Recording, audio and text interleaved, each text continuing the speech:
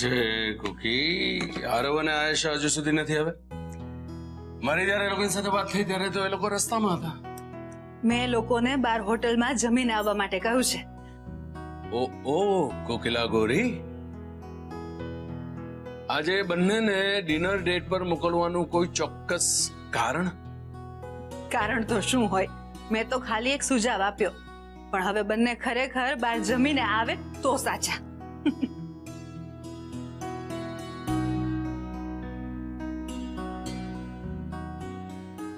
શું વિચારો છો તમે?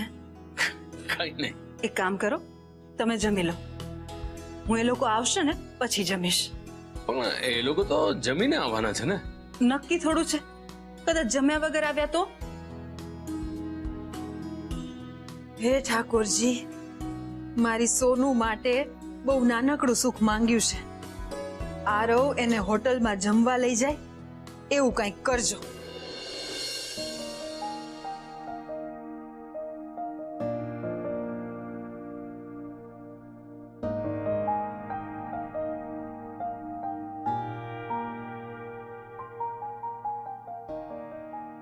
Sir order please.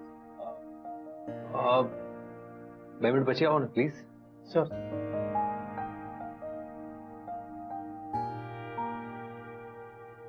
હેલો,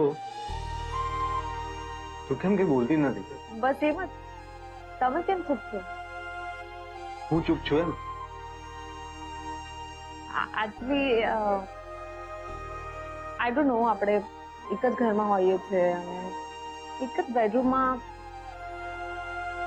હું પણ એટલું ઓડ નથી લાગતું, બટ સમહાઉ અહીંયા આપણને બંનેને બહુ ઓકવર્ડ લાગી રહ્યું છે. Isn't it? Yeah, you are right. C, reason તો મને પણ ખબર નથી, પણ રિલેક્સ. આપણે કોલેજના છોકરા છોકરીની જેમ ફર્સ્ટ ટાઈમ ડેટ ઉપર આવ્યા હોય રીતે શરમાવાની કે ઓકવર્ડ ફીલ કરવાની જરૂર નથી. કંઈક ઓર્ડર કરીએ?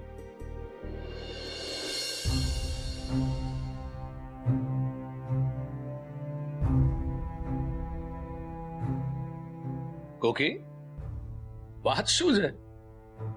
તે પોતે આયેશા અને આરવને ડિનર ડેટ પર મોકલ્યા અને હવે ત્યાં શું થયું હશે, શું નહીં થયું હોય એ બધું વિચારીને આટલું બધું ટેન્શન શું કામ લઈ રહી છે? કોઈ વાત નથી, ટેન્શન શું હોય? ટેન્શન નથી તો પછી આ રોટલીને માથાબોળ દાળમાં સ્નાન કરાવવાનું કોઈ કારણ?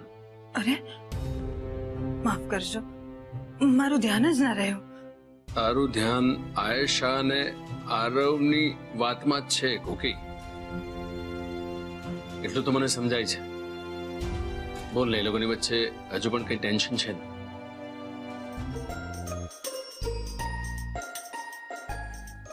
શું કરી રહ્યા છો તમે? છાપું વાંચું છું, જોતી નથી? તો હું પણ જોઉં.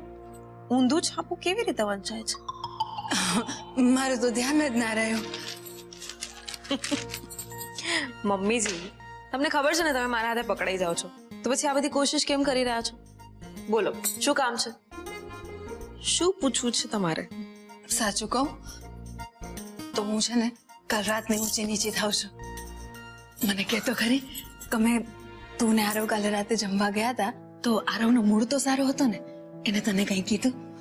આમ તો તમે જે રીતે હાથ પકડીને બંને પાછા આવ્યા એટલે મને ખાતરી તો થઈ જ ગઈ કે મારો આઈડિયા સફળ રહ્યો. મમ્મીજી, તમારો આઈડિયા અડધો જ સફળ રહ્યો છે. એટલે એમ કે ડિનર સરસ રહ્યું, પણ અમે જ્યારે હોટલથી બહાર નીકળતા હતા ત્યારે મને ઠોકર વાગી ગઈ અને પછી મારો પગ મચકોડાઈ ગયો. તો આરવ બસ મને મદદ કરી રહ્યા હતા ચાલવા માટે. એટલે આરવે જે તારો હાથ પકડ્યો એ ઠાકોરજીની કૃપાથી નહીં, ઠોકરજીને કારણે પકડ્યો. અને હું તો હરખાઈ ગઈ. એ જ ને, તમે કારણ વગર હરખાઈ ગયા. અને તમે જેવું વિચારો છો ને એવું કશું નથી. હે ભગવાન, હું તો શું વિચારી બેઠું. પણ વાંધો નહીં, મારા માટે તો આરવ તને આ રીતે બાર હોટલમાં જમવા લઈ ગયો એ જ બહુ છે. મમ્મીજી, ગઈકાલે રાત્રે તમે આરવને શું કહ્યું હતું? કઈ નહોતું કહ્યું, એ જ કે આજે ઘરે જમવામાં ખીચડી બનાવી છે તો તમે બંને બહાર જમીને આવજો. ના ના ના, મને યાદ છે. તમે એમને જબરદસ્તી આદેશ આપ્યો હતો કે મને ડિનર માટે બહાર લઈ જાય, અને તમને યાદ નહીં હોય પણ ફોન સ્પીકર ઉપર હતો અને મેં બધું જ સાંભળ્યું હતું. મમ્મીજી, આમ ડરાવી ધમકાવીને કોઈને પ્રેમ કરવા માટે મજબૂર ન કરાય. અરે પણ આરવ એની જવાબદારીમાંથી છટકે તો એને ટોકવાનો હક છે મને. મૂકવાનો હક છે પણ આમ જબરદસ્તી કરવાનો હક નથી મમ્મીજી. તમે કાલે કર્યું એ કર્યું, તમે ફરી નહીં કરતા.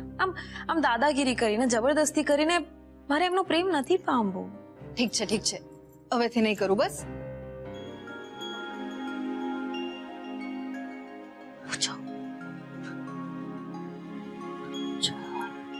અત્યારે રહેવા દે ને, પેલા નાસ્તો તો કરી લેવા દે.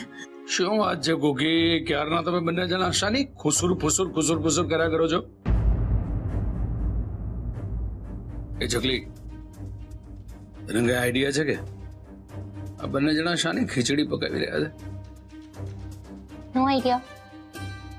મને લાગે છે કે બંને જણા મળીને કંઈક મોટી શોપિંગ નું પ્લાન કરીને મારું ખિસ્સું ખંખેરવાની વેતરણમાં છે. પપ્પાજી, મમ્મીજી તમને કંઈ પૂછવા માંગે છે. બોલો.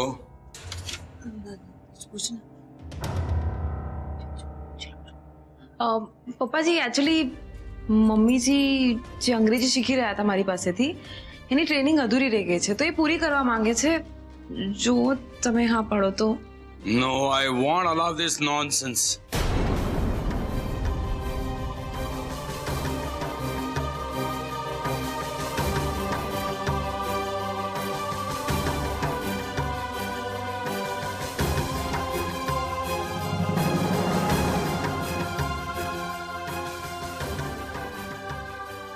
જોયું, મેં કહ્યું તું ને ગુસ્સો કરશે. આયેશા, એકાઉન્ટન્ટે બધી જ એન્ટ્રીઓ ખોટી કરી છે. ત્યાં ને આરવે ચેક નથી કર્યું.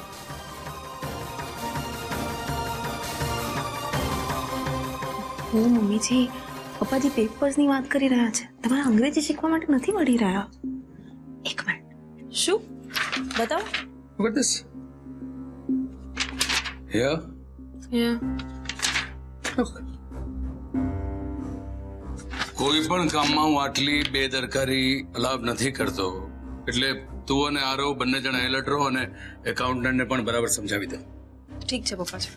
કોમલ, લે આ ખાખરા અને ખાંડવી પણ મૂકી દે. આ બધું શું છે? આટલો બધો નાસ્તો? હું કઈ 1 મહિના માટે નથી જતી. તું મહિના માટે નથી જતી એટલે જ કહું છું. કપડા ઓછા લઈ જઈશ ને તો ચાલશે, પણ આ ખાખરા, ખાંડવી અને આ ગાંઠિયા તો જોઈએ જ. મમ્મા, હવે આ બધું જ બહાર પણ મળે છે. હા, પણ ઘર જેવું ક્યાંય ન મળે, અને એમાં મુસાફરીમાં તો ખાસ. ક્યાંક તમે અટકો અથવા તો સમયે પહોંચો તો જો જમવાનું સાથે હોય ને તો એક ટંક સચવાઈ જાય. મમ્મા, મારા બધા જ ફ્રેન્ડ્સ મારા ઉપર હસશે કે તું ફરવા આવી છે કે નાસ્તાના પેકેટ વેચવા. એમાં જરાય શરમાવાનું ના હોય. અને આપણે તો ગુજરાતીઓના માટે તો પ્રખ્યાત છીએ. એક સમયે આપણી પાસે ટિકિટ ન હોય ને તો ચાલે, પણ આ નાસ્તો તો હોવો જ જોઈએ. લા, હું તારી મદદ કરું. તારાથી ના થતો હોય તો હું પેક કરી દઉં. નાસ્તો તો રાખવો પડે ને.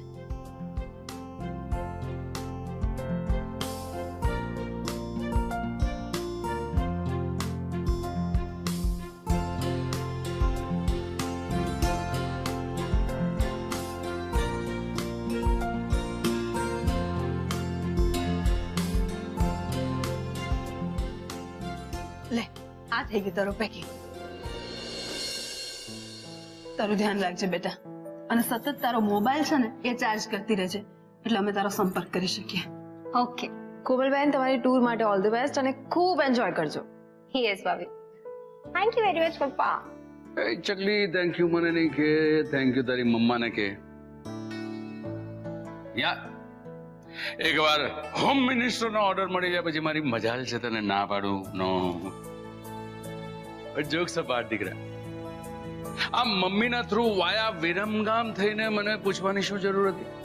ડાયરેક્ટ મને પૂછ્યો તો મેં પણ તને હા જ પાડી હોત. ઓફકોર્સ બેટા, માણસથી એકવાર ભૂલ થાય એટલે એને યાદ કરીને હંમેશા ઘૂંટ્યા ના કરવાની હોય. We just have to move on, beta. Yeah? Go and enjoy yourself.